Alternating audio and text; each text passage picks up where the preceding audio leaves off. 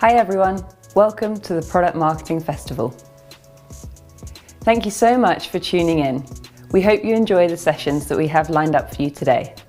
With expert presentations, specialist talks and deep dive panel sessions on the agenda, suffice to say, you're in for a treat.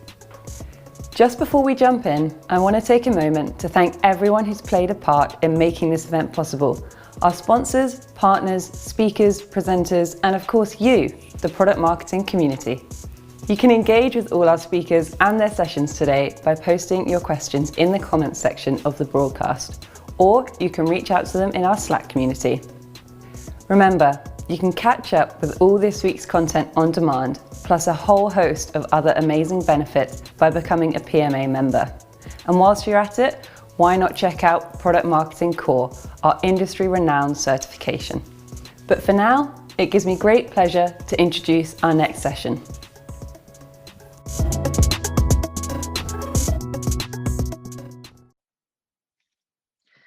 Hello, thank you for joining today. I'm thrilled to be with you at the Product Marketing Festival and excited to talk to you about my experience as a product marketer over the years and why I believe it is well past time for us to take our seat at the strategy table as product marketers.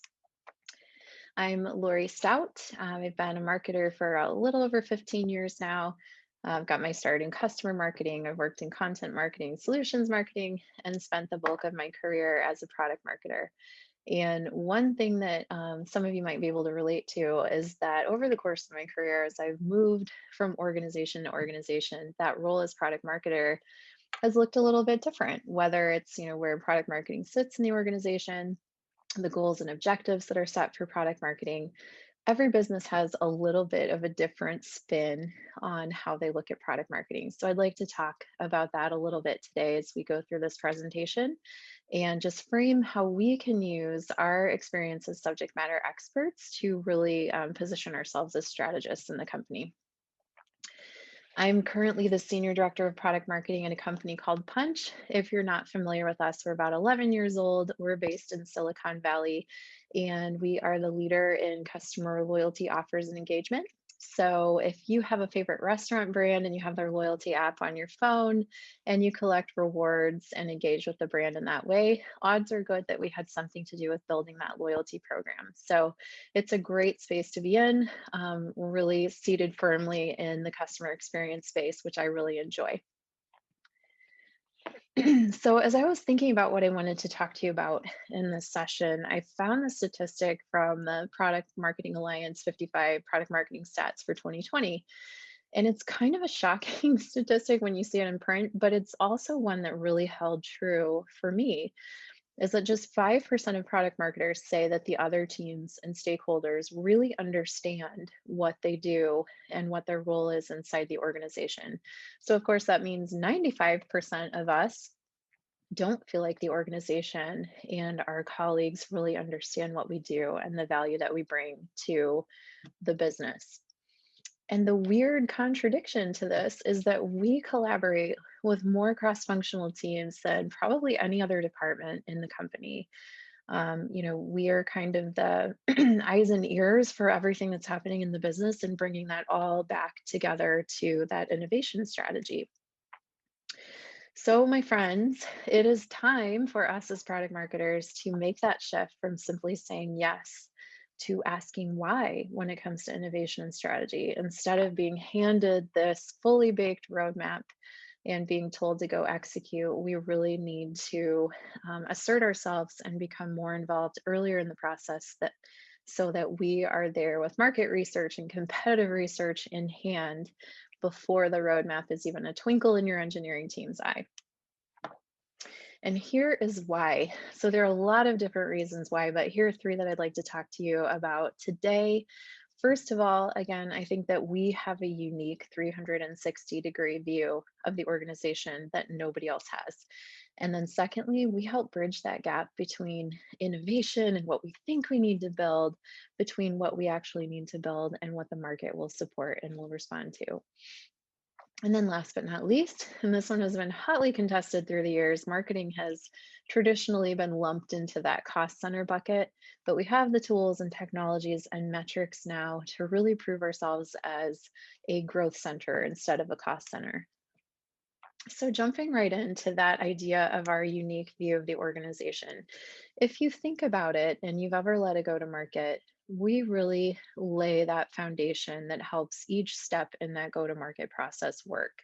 And then along the way, we're bringing the teams together and we're helping to cross the T's and dot the I's, and we're acting as that mortar that holds the whole process together from start to finish.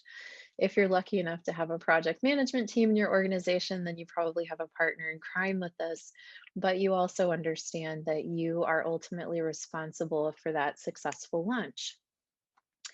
And I thought this was interesting when thinking about this 360-degree view. So, the Product Marketing Alliance interviewed 50 of the top product marketing influencers. And one of the questions they asked was, what is the role and value of product marketing in your organization? And of course, they got a lot of different responses from these influencers. But there were some similarities that really held true across the board. And this really just helps reinforce that idea that we are sort of this glue that's holding this go to market together. So not only do we help execute these projects and get these features to market, we make sure that it happens on time so that the company can start recognizing that revenue earlier. We differentiate our product messaging and we find new ways, even if it's a product or a feature we may not necessarily be so excited about, it may not feel so innovative, there are still ways that we as product marketers find to tell a compelling story about what we're launching, get the market to pay attention. We are the thought leaders in the organization. We're the ones that people go to for the messaging. How do I position this? How do I talk about this to my customers and prospects? And then we should really be leading the charge with the analyst community and with influencers to help them understand the role of our organization in the market and how we're innovating.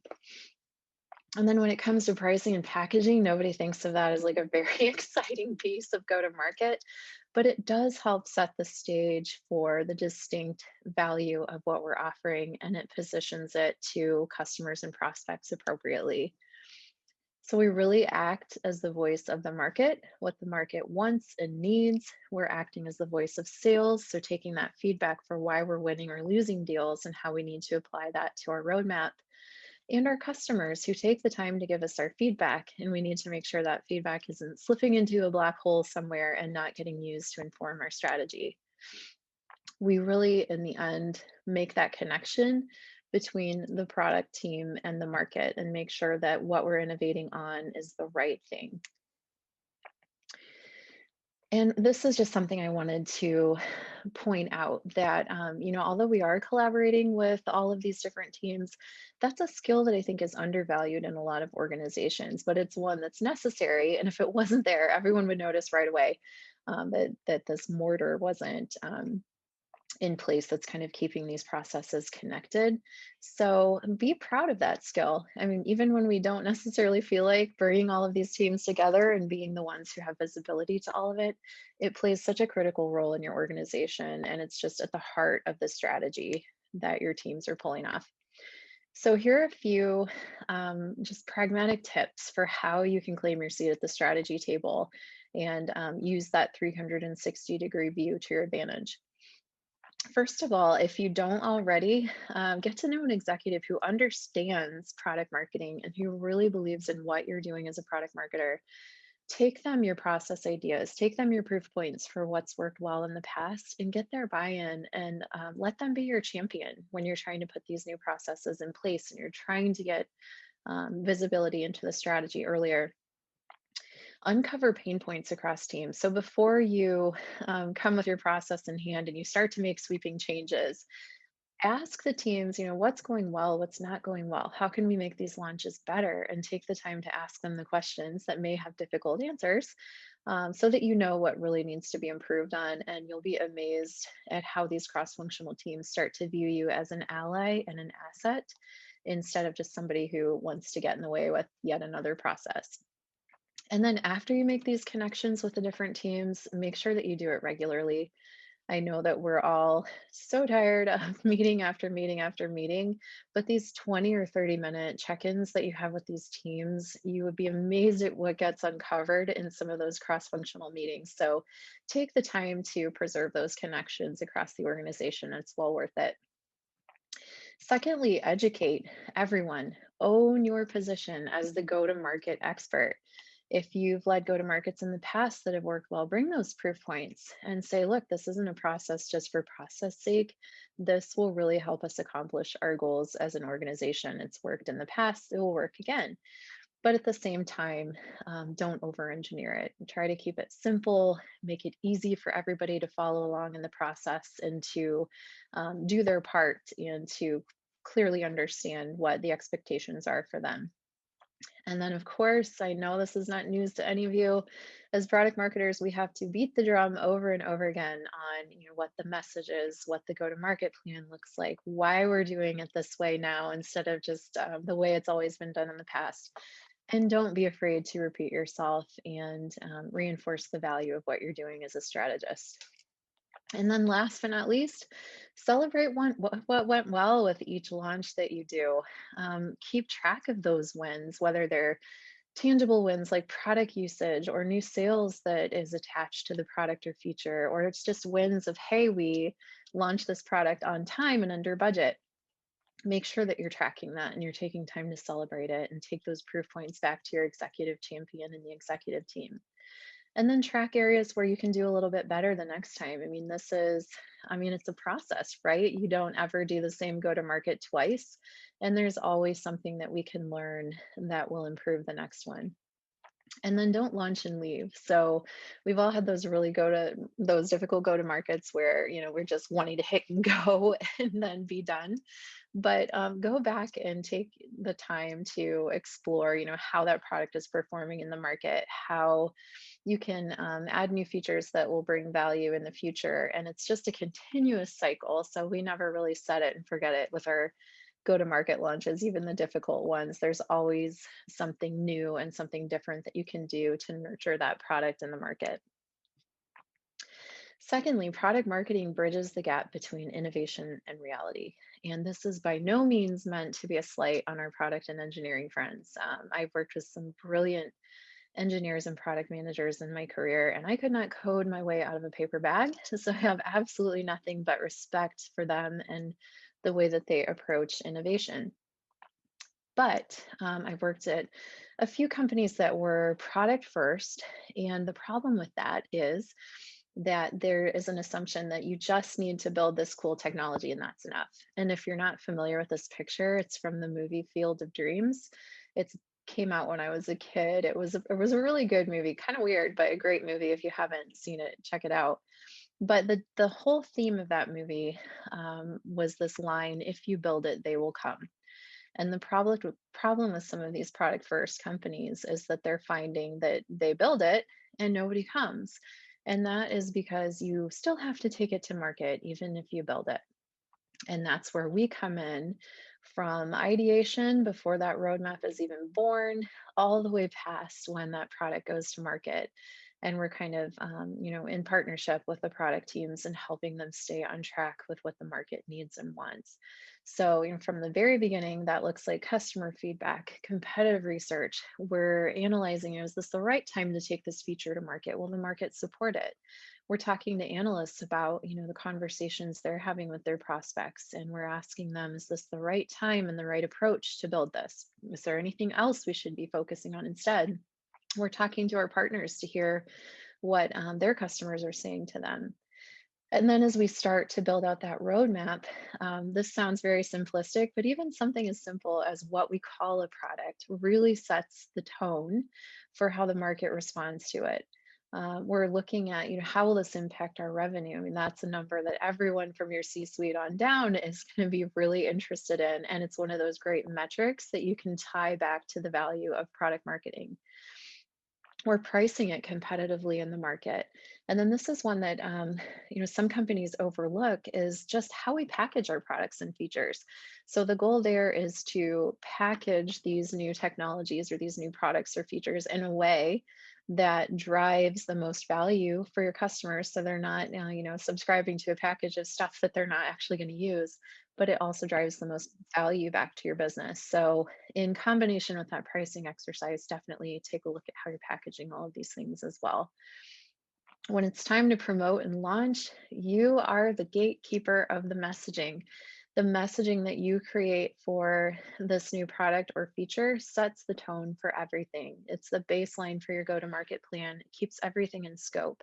It helps your sales team understand how to have these conversations when they start to sell it. Helps your support teams know, what the intended value is and to make sure that your customers are getting that value. So make sure that you really own the messaging and that go to market plan from start to finish. Talk to your pilot customers if you offer pilots. Ask them how things are going. If you uncover some red flags, don't be afraid to blow the whistle and say, hey, we've got to shift this go to market date a little bit until we iron this out. Might be some short term pain, but the benefits of a successful GA launch will far outweigh that pain in the end. This is where you create that great content and collateral that your demand generation team can use to help build new pipeline. This is when you enable your internal teams. So again, everybody's using that baseline messaging to sing from the same sheet of music about the value of this product and feature. And then this is when you start to promote it to the analyst community, to the media, and really position yourselves as thought leaders and innovators in the market. And then last but not least, again, we don't launch and leave. So getting that customer feedback early on as customers start to adopt is really critical. The same with your support teams. And again, I think sometimes we're afraid to talk to support because sometimes they hear the worst of the worst. But that's really what we need to hear so that we can help our product teams focus on the right bug fixes and the right features to add on to these new technologies so that they're really serving our customers well. And then as you start to uncover happy customers, those proof points and case studies are gold when you start to build out your content and your collateral library, whether it's customer quotes or customer testimonials. Everybody loves to hear from a customer about why a product or feature is valuable. And then don't be afraid to tweak your messaging over time. Go to market is never really set it and forget it. We have an opportunity to improve and to kind of change the way that we look at products over time. And again, make sure that you're leveraging the analyst community and you are getting the right information in the hands of the press, and you're packaging it all in a way that positions your organization as a thought leader. So a few tips for how to do this in your organization. So if you don't have a customer advisory board or user group, it's okay. You can still leverage some of your most vocal customers. You know who those people are. And if you don't, your customer support teams will. Also get to know your UI and UX team and ask them how people are responding to their user testing. See if there's any feedback there that you can take back to your product teams and leverage. Interview your sales and support teams. Again, don't be afraid of the feedback that you get. These are two very vocal teams in the organization, but their insight is invaluable. They have a very bird's eye view of what's going on in the market. And then if you're not already, do some win-loss analysis. If you're uncovering something recurring, a feature that your product is missing, or an opportunity to iterate on something that's going really well, take that feedback to the product team before they start to build out that roadmap. Talk to your analysts, and again, leverage them as experts. They talk to a lot of prospective customers, and they can guide a lot of business to you or away from you. So it definitely benefits you to get their expertise. And then this is one that has really been a gift for me through the course of my career, and I hope that we can do this again soon. But going on site and visiting customers and sitting with your end users and asking them, how is our technology helping you do your job? What could we do differently? What do you like about it? What's not easy to use about it? And getting that firsthand feedback is one of the most valuable things that I've ever spent time on. And then when you're in the launch process, again, make that messaging the foundation for everything else that you do. It helps you really solidify ownership of that go-to-market plan. And then as you're moving through those go-to-market activities, try to set a goal for yourself to be the first to deliver on your marketing deliverables. And I always tell my product teams, when we're in the thick of it with these go-to-markets, I promise you that when we're ready to launch, you will not be waiting on marketing. And knock on wood, that has been the case so far. But as the owner of the go to market plan, make sure that you are hitting your own deadlines and delivering when you say you will. Keep talking to those pilot customers and see how things are going with this launch. Make sure that everybody internally is enabled before you decide to go to market and launch. There's nothing that support teams hate more than when something is released out into the wild and they're the last to know about it. So really prioritize that enablement and make sure that all of your teams are comfortable before you launch it. And then this is something that a lot of organizations overlook. So if you're an agile organization, you're releasing features kind of ad hoc, little by little in sprints. I encourage you to take a step back, and whether it's over a quarter or over a season, look at everything you've done and try to map those innovations back to a theme in your organization, whether it's improved analytics, improved customer experience, and treat it like a chapter in the autobiography of your organization. So go ahead and do those agile releases and get those features out to customers, but then take a step back and adopt a seasonal release strategy that will allow you to package those features in a really innovative way that makes it easy for the market to follow your story. And then after the launch, make sure you're collecting customer feedback, collect those early results and identify those happy customers. Continue to refine the message and generate new content as you get those case studies and proof points. And then measure everything as you go. Don't be afraid to put notes and comments directly in your go to market tracker so that you can map those successes directly back to your go to market plan.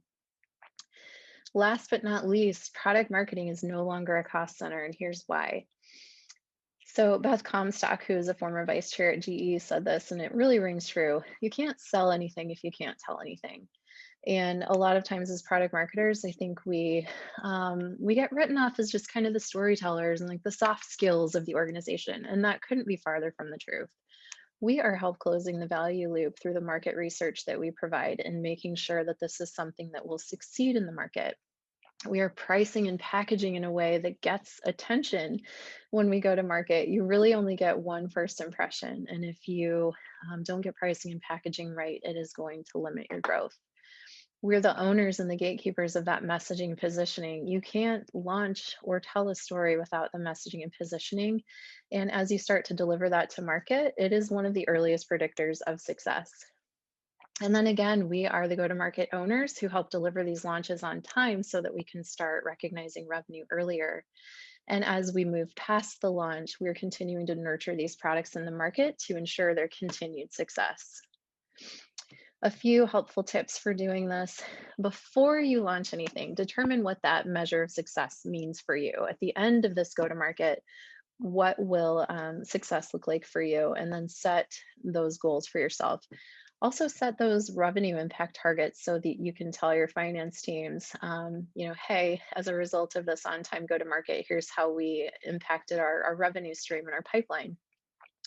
Again, push back if you see any red flags and you need to delay your go-to-market. Don't be afraid to speak up and say so. And then as you start to execute with your go-to-market plan in hand, stay engaged with the different teams, over communicate on who's falling a little bit behind and try to help them meet their deliverables on time. We all know that if one person gets a little off track in a go to market, it can really derail the whole thing. So really over communicate and check in with your teams with regularity. Don't forget to preview your release with the analysts and with influencers, whether it's an embargoed press release or you're just checking in with them on an inquiry to say, hey, we're getting ready to release this to market. It's a great way to get them to write about it and to talk about it and to talk to their prospective clients once you do launch it.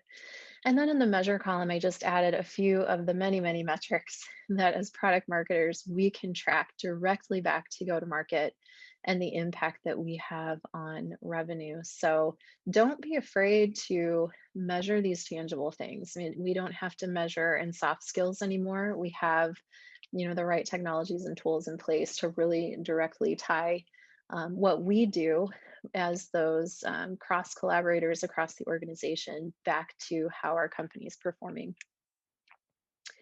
So I just wanted to leave you with this thought. The best thing that you can do to get that seat at the table is to just own it and believe that you deserve it. And if there's one thing that we've all learned, it's that, the best way to exact change is to look at things a little bit differently and to not be afraid to break out of the familiarity of that's the way we've always done it. So I would just encourage each of you to take a step back in your organization and look at some of these tips and tools that you can implement with your cross-functional teams and really step up to the plate as the strategist that you are. With that, I'd like to thank you so much again for joining me today. Here are a few ways to contact me if you would like to get in touch and discuss anything that we talked about today, or just reach out and say hi. I would love to hear from you. And I thank you so much for coming and enjoy the rest of Product Marketing Festival.